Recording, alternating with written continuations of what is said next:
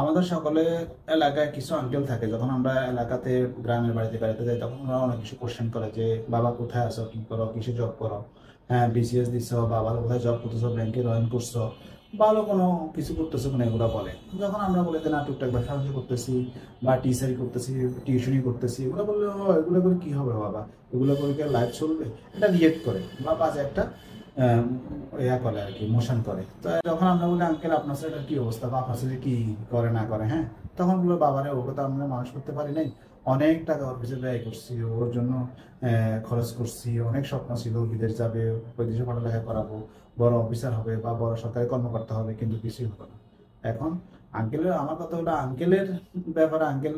লাস্টে বলে যে বাবার কিছুই হলো না, কিন্তু আমরা যখন ছোটখাটো যে বিজনেস করি বা ছোটখাটো জব করি, টিচার করি বা টিউশনই করি, সেক্ষেত্রে আঙ্কেলের অনেক মাথা ব্যথা। অবশ্যই এইসব আঙ্কেল